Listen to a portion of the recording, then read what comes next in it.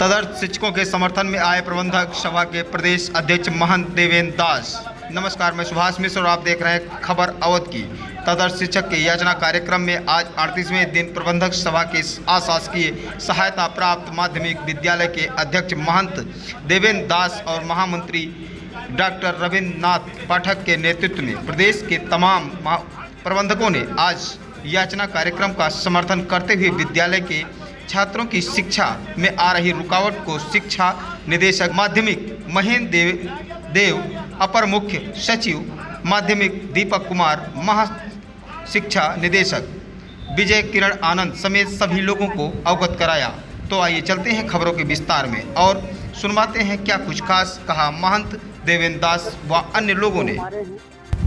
हम लोग जितने आज यहाँ प्रबंधक गण आए हैं लगभग 100 की संख्या में, और इस मांग को लेकर के यहाँ उपस्थित हुए हैं कि हमारे तदर्थ शिक्षकों की मांग पूरी की जाए, क्योंकि तदर्थ शिक्षकों के बदौलत जिस समय ये आयोग नहीं गठित किया गया था उस समय हम लोग इन अध्यापकों की नियुक्ति करके उनसे अध्ययन अध्यापन कार्य करके क्षेत्र में विकास करवाए, शिक्षा के क्षेत्र में विकास हुआ।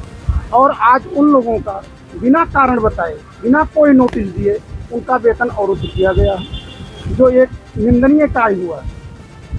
और मैं सरकार से निवेदन करना चाहूँगा कि वो यथाशीघ्र, क्योंकि जुलाई महीना चल रहा है, बच्चों का नुकसान हो रहा है, कुछ शिक्षक पढ़ाने वहाँ जाते हैं, कुछ लोग यहाँ धरने पर बैठते हैं, इसके कारण से बच्चों में भी ऊहापोह की स्थिति है।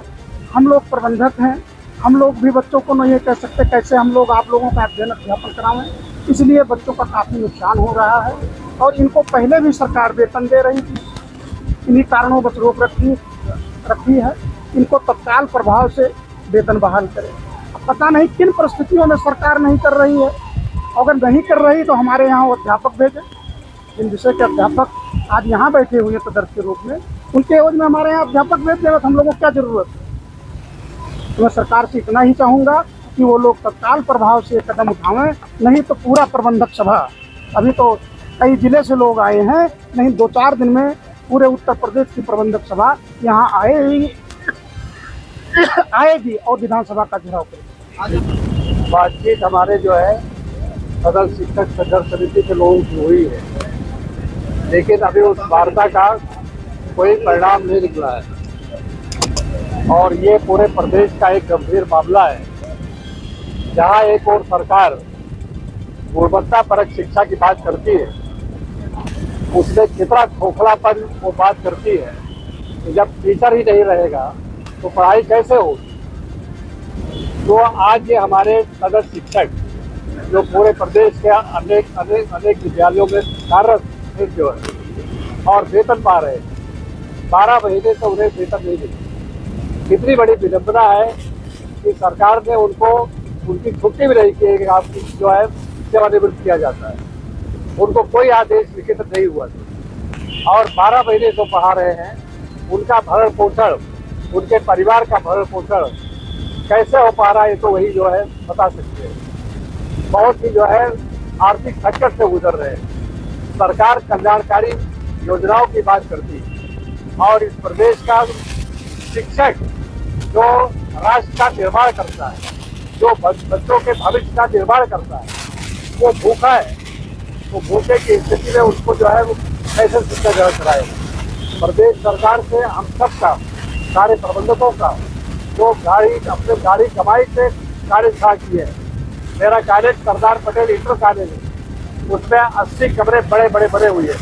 सरकार का 1 नया पैसा नहीं है, किसी मंत्री और विधायक का 1 नया पैसा नहीं है, जनता का पैसा है। आज जनता हमसे पूछती है कि पढ़ाई बाधित क्यों हो रही है, हम क्या जवाब दें। सरकार को चाहिए कि सरकार या तो शिक्षक के करने का 38वां दिन है, किन लोगों से अभी तक बात हो चुकी और कितना यह धरना सफल हुआ। सफलता को तो क्या कहें, जब तक हमारा वेतन न प्राप्त हो जाए और कोई सेवा सुरक्षा के लिए घोषणा न हो जाए तब तक सफलता की कोई बात नहीं है। हम परिश्रम कर रहे हैं, हम याचना कर रहे हैं और वही पहले जो जिन लोगों से बात हुई थी, जिन लोगों से मुलाकात हुई थी, वही है। अभी कोई नया डेवलपमेंट नहीं हुआ। अच्छा, एक तरफ देखा जा रहा है कि आप भाजपा के साथ मिलकर ही लड़ाई लड़ रहे हैं, क्योंकि आपके सर पे जो टोपी है वो भाजपा की है, और भाजपा की सरकार है, उसी से आप याचना कर रहे हैं, क्यों नहीं आपकी बातों को सुना जा रहा है? सरकार और अधिकारी और जनता के बीच में सेतु का काम जो करते हैं वो अधिकारी लोग करते हैं। अधिकारी लोगों ने भ्रमित कर दिया है आदरणीय महाराज जी को, उसी कारण हमारी बात नहीं बन रही है। और क्योंकि सारे इम्प्लीमेंट जो है वो अधिकारियों को करना है, अधिकारियों की मानसिकता कहीं ना कहीं हमारे प्रति दूषित है, इसलिए हमारी बात नहीं बन रही है। क्या आप ये आरोप लगा रहे हैं कि सरकार के अधिकारी जो है निरंकुश होते जा रहे हैं?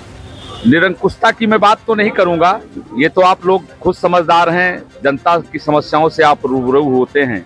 हम क्योंकि एक अध्यापक हैं, हम बिना कोई सोचे समझे कोई ऑथेंटिक बात किए मैं इसका सीधा आरोप नहीं लगा सकता हूं। लेकिन हम अपने मामले में ये जानते हैं कि कहीं ना कहीं आदरणीय मुख्यमंत्री जी को इन्होंने गुमराह किया है, क्योंकि जब भी हम बात करते हैं स्पष्ट रूप से अधिकारी कहते हैं आपके वेतन को आदरणीय मुख्यमंत्री जी ने रोका है, जबकि मैंने अपने कानों से सुना है और आंखों से देखा है। आप सबके चैनल के माध्यमों से टीवी में आ रहा था, सदन में जब हमारे आदरणीय एमएलसी लोग हमारे मामले को उठाए थे तो आदरणीय मुख्यमंत्री जी ने जोर जोर से कहा था कि कोई भी तदर्थ शिक्षक बाहर नहीं जाने पाएगा और सबका सम्मान वापसी होगी, सबका सम्मान वापस मिलेगा। एक बार मामला प्रकाश में आया था कि जो वेतन रुके हुए हैं उसको निर्गत करने का आदेश आया, उसके बाद क्या हुआ कि वो वेतन भी नहीं मिले, ना आगे की कार्रवाई हुई? हाँ, अभी तक ना वेतन निर्गत हुआ ना आगे की कोई कार्रवाई बढ़ पाई, ये सही बात है। अगर वेतन मिल गया होता, आगे की कार्रवाई हो गई होती तो हम अब जाकर के विद्यालयों में अध्यापन का कार्य कर रहे होते, यहाँ बैठने की कोई आवश्यकता नहीं थी। क्या कोई पहल हुई थी कि जो वेतन रुके हुए उसको निर्गत कर दिया जाए, उसके बाद कुछ शर्तों पर आप लोगों को काम करने के लिए रखा जाएगा? हाँ, वो उन्होंने शर्त रखी थी, उस शर्त को हमें मंजूर नहीं, क्योंकि मैं पूर्णकालिक शिक्षक हूँ।